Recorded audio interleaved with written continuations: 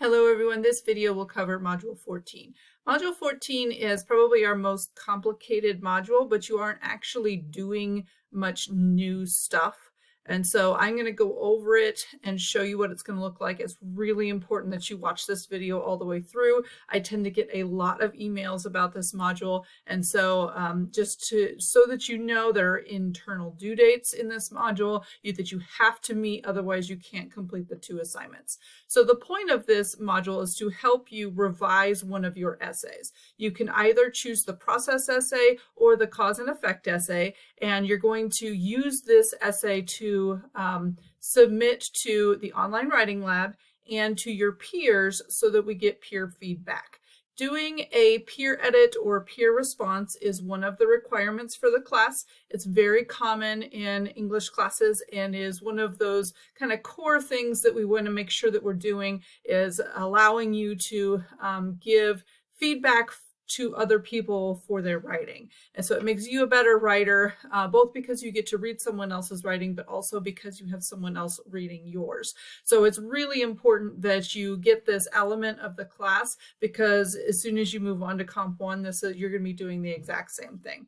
So this is what the module looks like. You only have 2 assignments, but they are more complicated than some of the others because it takes action on your part at the beginning. Now, because we're in Module 14, you'll notice we have 2 weeks to complete this module because we have Thanksgiving break in between. So our fall break is November 21st through the 25th. That whole week at Allen is our break. And so I do not have anything due during that time so that you actually can have a break. If you've stayed on top of everything, then you can have a break. However, before you stop checking the class, I highly recommend going ahead and submitting your work, your revised essay, to the peer edit and the writing center, because you already have it written. So what you're going to do is you're picking your process essay or your cause and effect essay. You're going to decide which one you want to revise, that is, work on some more.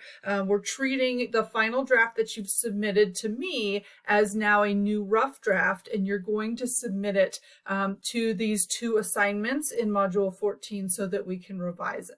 So you're going to pick that, and then you're going to submit the same file again to 2 places. The first place you're going to submit it is the peer edit. The peer edit is all you have to do is click on Start Attempt, submit that same file that you already submitted. You have to do this by Tuesday, November 29th at 11:59 p.m. because Canvas will automatically assign peer reviews to you. And if you do not have your essay submitted, then it will not assign you a peer review, because it only assigns a peer review to students who have submitted a file. And so if your file's not up there, you will not get a peer review. Now, if you completely ignored the entire part of this class and you totally screwed up and you forget to submit, you have to email me. I can manually assign peer reviews, but I will only do that for students who email me. So you have to email me if you miss this deadline. So once you have it submitted, then you have to wait until Tuesday, November 29th at 11:59 p.m. Canvas will automatically pool those essays together, and then over here under assigned peer reviews, 2 people's names will show up. Now, I can't show you what this looks like because obviously this hasn't been assigned yet, but if you follow this guide here, it pretty easily shows you what it's going to end up looking like. You'll have 2 students' names. Yours will not be anonymous. You'll actually get to see their names, and then you'll go in and you'll start to look at their essay. So I'm going to show you what it looks like for my essay, and it looks the same as what we did for your self-edit. So you click on the person's name and this screen will pop up. You have their file and you have view feedback. View feedback is where you click on their assignment, and that will pop up this DocuViewer, which you've used before for the self-edit. You expand it, and then you have their paper in there that you can provide comments on. So again, just like the self-edit, you've got bubbles that you can use to comment with. You can highlight things if you want to, and to leave some feedback, and then strike throughs. You can draw if you need to. and leave some feedback. So you have all these tools at your disposal. Once you make a comment and kind of click off of it, it's on there. So it won't go away. And so you have to do at least 10 of those on your peer's essay.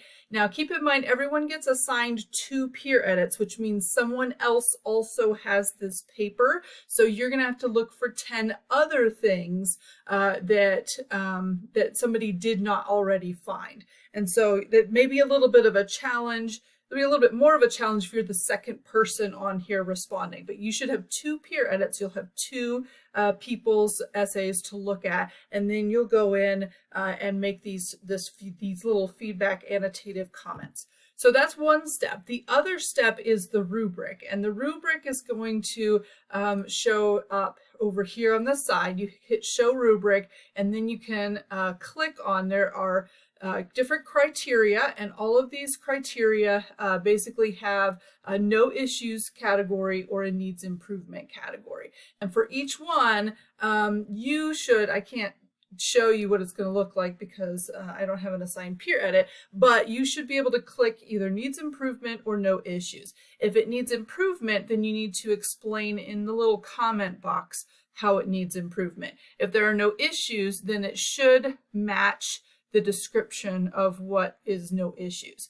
Now, the only issue with this rubric is that once you have started typing in it, if you click submit, you cannot edit it. So you need to, there's a spot underneath, I can get the rubric to go away. There it is.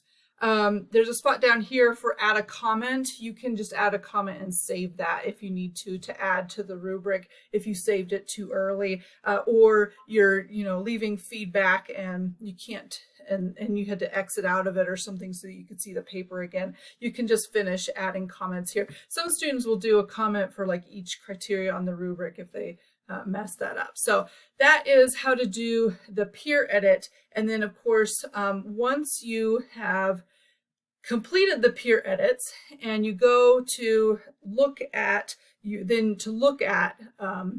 feedback that you're getting from your peers, you'll do that same thing. You'll click on the assignment and then you'll go to submission details, and submission details will tell you, and then that view feedback, you'll be able to see your peers' feedback just like you view an instructor comments. So your peer edits will show up right here, and then to see what they respond with, you'll click on submission details. So that's one assignment. You'll submit. So this essay has already been written, so it's not difficult to get it submitted to this assignment on time. The other thing that you're going to do is submit to the online writing lab.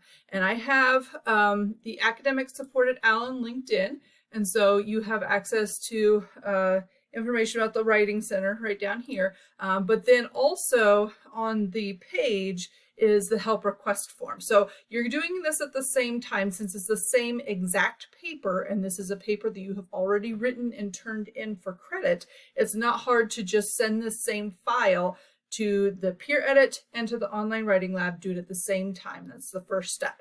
So doing that and then doing your peer edit will take some time. So the peer edit will just kind of take the rest of the week after that Tuesday. For the writing lab submission, once you've submitted, all you have to do is wait for their feedback to come back.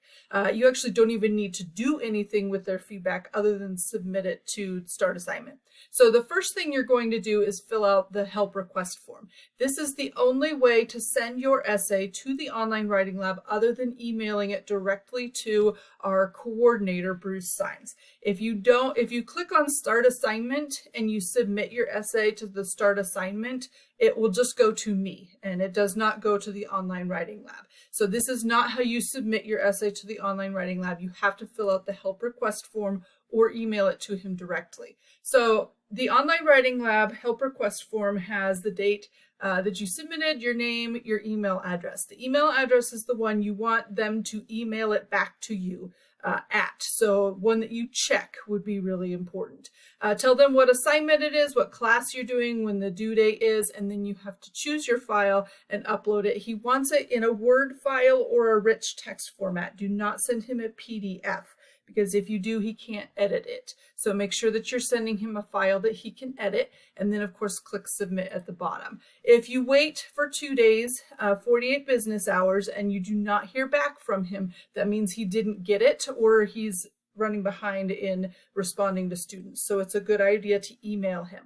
I have no record of when students submitted anything. I can't help you at all with this step, so make sure that you're on top of it. You're checking your email regularly, and if you don't receive any feedback within 2 workdays, make sure that you email me immediately, and also just send your paper directly to him. Often students get the response in their junk mail. So make sure that whatever email address you put on that help request form, make sure that you're checking the spam or the junk folder so that you know that you're getting that feedback.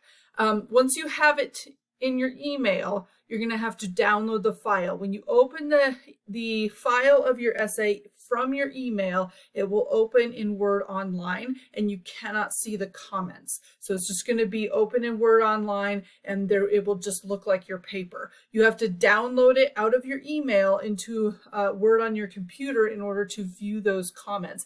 It's a little bit tricky. Sometimes he can send it to students in PDF form so that you can see the comments, and sometimes they're not visible then either. So make sure that you are able to view the comments when he sends it back to you. Once you have that file with his comments in it, then you're going to hit start assignment, and you're going to upload that file that they sent to you into this assignment. I do not need any extra papers that he might have sent you. So I don't need any of the, sometimes he'll send you some handouts on semicolons or commas or whatever. I don't need any of that. All I need is the paper with their comments. That's what you're getting credit for.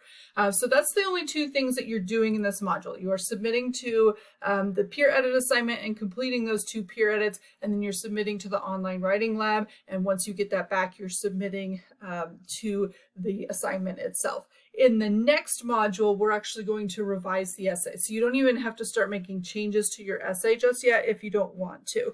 But everything is explained in these revised essay assignment part 1, and then there will be one in part 2 as well when the next module is open. So as usual, if you have any questions, I know this is a complicated module. Now this is a really long video. If you have any questions, make sure that you send me an email. Otherwise, I hope you have a great week.